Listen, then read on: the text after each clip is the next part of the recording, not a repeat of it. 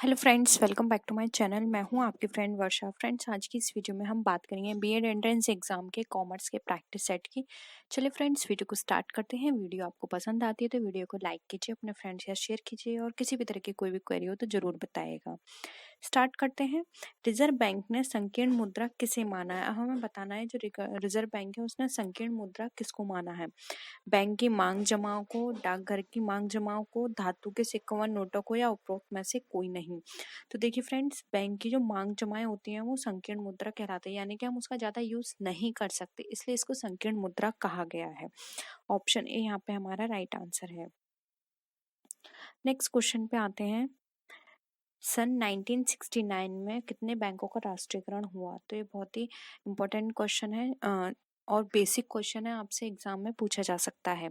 14 बैंकों का, 15 बैंक का, 20 बैंक का या 30 बैंक का? तो इसका राइट आंसर है बी ए, 14 बैंकों का। और इसके बाद 1980 में जो इस्टेब्लिश राष्ट्रीयकरण हुआ था सेकेंड टाइम, वो हुआ था यहाँ पर अगर हम बात करें तो 6 बैंकों का। तो टोटल 20 बैंक का हुआ था राष्ट्रीयकरण उस टाइम में, ठीक है। तो 69 में हुआ था 14 बैंक का। तो ऑप्शन ए यहाँ पे हमारा राइट आंसर है। नेक्स्ट है, निम्न में से कौन सा सिद्धांत केंद्रीय बैंक के निदेशक सिद्धांतों में सम्मिलित नहीं है? तो देखिए फ्रेंड्स, यहाँ पे ऑप्शंस हैं साख नियंत्रण, जनता से प्रत्यक्ष बैंकिंग, मुद्रा चलन का अधिकार, या फिर मौद्रिक नीति निर्धारित करना। तो फ्रेंड्स, अगर हम बैंक जो केंद्रीय बैंक यानी कि सेंट्रल बैंक है उसके फंक्शंस की बात करें तो जो हमारे साख नियंत्रण यानी गुडविल का जो कंट्रोल होता है वो इसका काम होता है, उसको कंट्रोल करके रखना। और मुद्रा चलन का अधिकार भी इसी को होता है, कौन सी मुद्रा चलेगी उसका पूरा अधिकार कौन कब इश्यू होनी है। और मौद्रिक नीति निर्धारण यानी कि जो हमारी मॉनेटरी पॉलिसी है उसको किस तरह से यूज किया जाए, क्या हो, कैसे पूरा प्रोसीजर हो, वो काम भी सेंट्रल बैंक का होता है। जबकि जनता से प्रत्यक्ष बैंकिंग ये इसका काम नहीं होता है, ना कि इसके निर्देशक सिद्धांतों में सम्मिलित होता है। तो ऑप्शन बी यहाँ पे हमारा राइट आंसर है। नेक्स्ट क्वेश्चन है, विश्व बैंक समूह में कौन सा संगठन सम्मिलित नहीं है? तो फ्रेंड्स, आपको विश्व बैंक के 5 समूह जो हैं वो उनके बारे में पता होना चाहिए।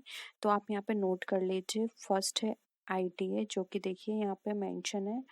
फिर आता है हमारा सेकंड आईएफसी, थर्ड आता है हमारा मीगा, जिसकी फुल फॉर्म होती है multilateral investment guarantee agency. IFC की होती है इंटरनेशनल फाइनेंस कॉर्पोरेशन। आईडीए की होती है इंटरनेशनल डेवलपमेंट एसोसिएशन। थर्ड आता है आईसीएसआईडी, इसकी फुल फॉर्म होती है international centre for settlement of investment dispute. Next आता है हमारा फिफ्थ, जो कि हमारा बीपा, BIPA, इसकी फुल फॉर्म होती है bilateral investment protection and promotion agreement. तो आपने देखा IBRD, IFC और आईडे, ये सब था। IBRD जो है जिसको हम वर्ल्ड बैंक के नाम से भी जानते हैं। तो फ्रेंड्स, यहाँ पर क्या नहीं था, वो था IMF। तो ऑप्शन सी यहाँ पे हमारा राइट आंसर हो जाएगा। आई होप ये भी आपको क्वेश्चन क्लियर हुआ होगा।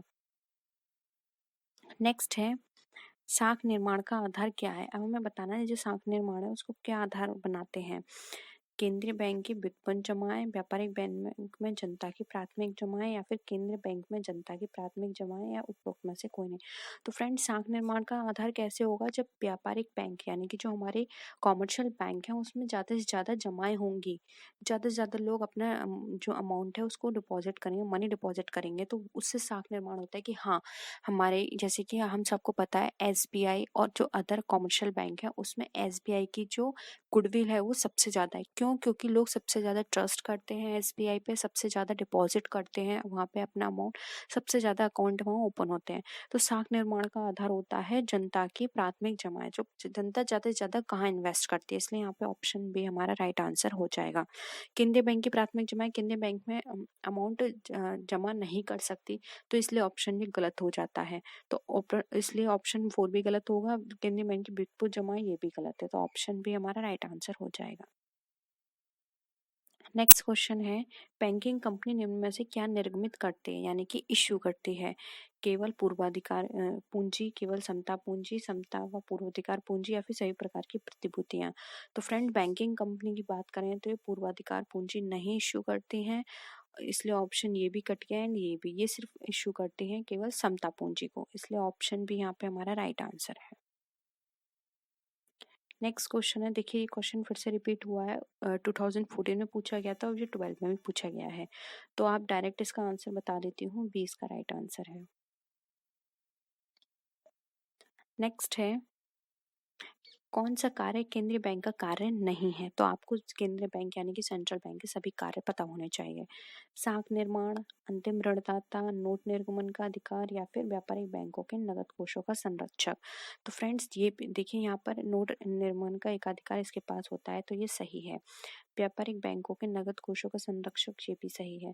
अंतिम ऋणदाता इसे इसलिए भी कहा गया है क्योंकि फ्रेंड्स ये यहाँ पर क्या करता है, जो अंतिम ऋणदाता इसलिए बोला गया है क्योंकि ये बैंक को लोन प्रोवाइड करता है, तो एक तरह से अंतिम ऋणदाता, अगर बैंक को किसी भी तरह की प्रॉब्लम होती है तो ये उसको लोन देता है, इसलिए अंतिम ऋणदाता बोला गया है। अब यहाँ पे साख निर्माण की बात आती है तो ये इसका कार्य नहीं है, क्योंकि फ्रेंड्स साख निर्माण का जो कार्य होता है वो इंडिविजुअल बैंक का खुद का कार्य होता है, इसलिए यहाँ पे इसका कोई रोल नहीं होता है, इसलिए यहाँ पे ऑप्शन ए राइट आंसर हो जाएगा। नेक्स्ट क्वेश्चन है यहाँ पर हमारा, रिजर्व बैंक के स्थान पर कौन सा बैंक केंद्रीय बैंक का कार्य करता है, या फिर आप ये भी बता सकते हैं कि इसमें से कौन सा बैंक हमारा केंद्रीय बैंक है यानी सेंट्रल बैंक है।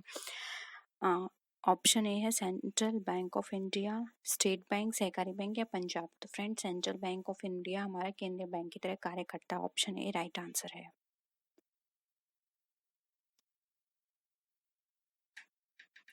नेक्स्ट क्वेश्चन है, भूमि विकास बैंक सामान्यतः किस तरह के ऋण प्रदान करती है? स्वर्णाभूषण की जमानत पर, कृषकों की भूमि की जमानत पर, पशुधन की जमानत पर या मौखिक जमानत पर।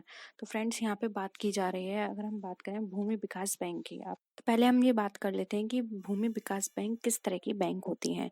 तो फ्रेंड भूमि विकास बैंक को भूमि बंधक बैंक के नाम से भी जाना जाता है। ये बैंक किसानों की भूमि को बंधक रखकर यानी कि मॉर्गेज करके तब उन्हें लॉन्ग टर्म लोन प्रोवाइड करती हैं, ठीक है। तो यानी ऑप्शन बी यहाँ पे राइट आंसर हो जाएगा, कृषकों की भूमि की जमानत पर। मैं आपको यहाँ पे इंग्लिश में भी थोड़ा थोड़ा समझाने की कोशिश कर रही हूँ, वैसे आप मैं जिस तरह की लैंग्वेज यूज कर रही हूँ आप उसे इजीली समझ सकते हैं कि भूमि विकास बैंक यानी कि लैंड डेवलपमेंट बैंक, जिसको लैंड मॉर्गेज बैंक भी बोलते हैं, ये लॉन्ग टर्म लोन प्रोवाइड करती है। जो भी चीज़ होती है, यानी कि हम ये बोल सकते हैं कि जो फार्मर्स होते हैं उनकी लैंड को मॉर्गेज करके उनको लॉन्ग टर्म लोन प्रोवाइड किया जाता है इसके अंदर। तो ऑप्शन बी यहाँ पे हमारा राइट आंसर है। नेक्स्ट क्वेश्चन है, किस बैंक को मिश्रित पूंजी बैंक भी कहते हैं? अब फ्रेंड्स यहाँ पे बात की जा रही है मिश्रित पूंजी बैंक की। तो देखिए यहाँ पर ऑप्शंस हैं, अनुसूचित बैंक, गैर अनुसूचित, व्यापारिक बैंक और फिर बाद में इसे कहा गया है इनमें से कोई नहीं। तो फ्रेंड्स यहाँ पर मिश्रित पूंजी बैंक कहलाते हैं हमारे ऑप्शन नंबर सी, जिसको बोलते हैं व्यापारिक बैंक। अब फ्रेंड्स इसको मिश्रित पूंजी बैंक इसलिए कहा जाता है क्योंकि इसके अंदर दो तरह के बैंक शामिल होते हैं, जिसको बोलते हैं शेड्यूल बैंक और नॉन शेड्यूल बैंक। अब शेड्यूल बैंक और नॉन शेड्यूल बैंक जो होती हैं, इसको हम थोड़ा सा डिस्कस कर लेते हैं। फ्रेंड्स शेड्यूल बैंक वो बैंक होते हैं जो कि रिजर्व बैंक एक्ट 1934 की जो सेकंड लिस्ट होती है उसमें इंक्लूड की गई है या फिर उनको उसमें जगह दी गई है। इस बैंक की जो हमारी पेड अप कैपिटल होती है, या फिर हम ये बोल सकते हैं जो भी सिक्योरिटी अमाउंट होता है, सिक्योरिटी फंड होता है, वो 5 लाख या उससे अधिक होता है, वो हमारी शेड्यूल बैंक कहलाती है। नॉन शेड्यूल बैंक वो होते हैं जिनकी अमाउंट या रक्षित कोष या फिर जो उनकी जो पेड अप कैपिटल होती है वो 5 लाख से कम होती है और जो रिजर्व बैंक एक्ट के सेकंड लिस्ट में लिस्टेड नहीं होती हैं, वो अनशेड्यूल बैंक या नॉन शेड्यूल बैंक कहलाते हैं, ठीक है। इसके अंदर डिफरेंट बैंक्स और आते हैं, इसलिए इनको अनुसूचित बैंक या मिश्रित पूंजी बैंक भी कहा जाता है, इसलिए ऑप्शन सी यहाँ पे हमारा राइट आंसर हो जाएगा। नेक्स्ट क्वेश्चन है, साख निर्माण का आधार किसे माना जाता है? नगद कोष अनुपात, जिसको हम बोल सकते हैं कैश फंड, या फिर व्युत्पन्न जमा, जिसको हम यहाँ पर बोल सकते हैं डेरिवेटिव डिपॉजिट, अधिविकर्ष यानी कि ओवरड्राफ्ट फैसिलिटी, या ये सभी। तो फ्रेंड साख निर्माण का आधार ये सारी चीजों को माना जाता है, इसलिए यहाँ पे ऑप्शन डी राइट आंसर हो जाएगा। नेक्स्ट क्वेश्चन है, नोट निर्गमन का अधिकार किसे होता है? बहुत ही सिंपल क्वेश्चन है और यहाँ पे ऑप्शंस दे रखे हैं, हमें उसके अकॉर्डिंग चूज करना है। वैसे मिनिस्ट्री भी नोट इशू करती है, लेकिन यहाँ पे ऑप्शंस के अकॉर्डिंग ए राइट आंसर होगा केंद्रीय बैंक, जबकि इलाहाबाद बैंक, स्टेट बैंक और पंजाब नेशनल बैंक का अधिकार नहीं होता है नोट निर्गमन का, इसलिए ऑप्शन ए राइट आंसर है। नेक्स्ट है, केंद्रीय सहकारी बैंकों के कितने प्रकार होते हैं? तो फ्रेंड्स ऑप्शन के अकॉर्डिंग देखें, वैसे तो इनको डिफरेंट टाइप्स से क्लासीफाई किया गया है, लेकिन मेन है टू। अब वो कौन कौन से हैं तो वो हम डिस्कस कर लेते हैं। फर्स्ट है हमारा आधुनिक बैंक, जिसको हम इंग्लिश में बोलते हैं मॉडर्न बैंक, और दूसरा होता है देशी बैंकर, जिसको हम मनी लेंडर भी बोल सकते हैं, जो कि मोस्टली गांव में या फिर एक छोटे एरिया में जो साहूकार या महाजन होते हैं वो किसी एरिया के जो रिच पर्सन होते हैं या हम बोल सकते हैं धनी लोग जो होते हैं, वो अपने से छोटे लोगों को लोन प्रोवाइड करते हैं, तो देशी बैंकर में आ जाते हैं। अब आधुनिक बैंक को भी फर्दर डिवाइड किया गया है। इनका क्लासिफिकेशन डिफरेंट टाइप से है, लेकिन यहाँ पे ऑप्शंस के अकॉर्डिंग ये दो हैं, जो कि हमारे आधुनिक बैंक और देशी बैंक, ठीक है, यानी कि मॉडर्न बैंक और ओल्ड वाले हम बोल सकते हैं मनी लेंडर्स, ठीक है। नेक्स्ट है, रिजर्व बैंक का मुख्य कार्यालय कहाँ स्थित है? दिल्ली, मुंबई, कोलकाता या फिर चेन्नई? तो फ्रेंड्स इसका आंसर जो है ये आप बताएंगे मुझे कमेंट सेक्शन में, क्योंकि बहुत सिंपल है, मैं इसका नहीं बताऊंगी, आपको कमेंट सेक्शन में बताना है, ठीक है। तो आज के लिए इतना ही। आई होप आपको ये क्वेश्चंस पसंद आए होंगे। वीडियो पसंद आए तो वीडियो को लाइक कीजिए, अपने फ्रेंड्स से शेयर कीजिए, किसी भी तरह की कोई भी क्वेरी हो तो जरूर बताइएगा। नेक्स्ट वीडियो में फ्रेंड्स फिर मिलते हैं आपसे और भी अच्छी वीडियोज़ के साथ, तब तक के लिए टेक केयर, बाय बाय।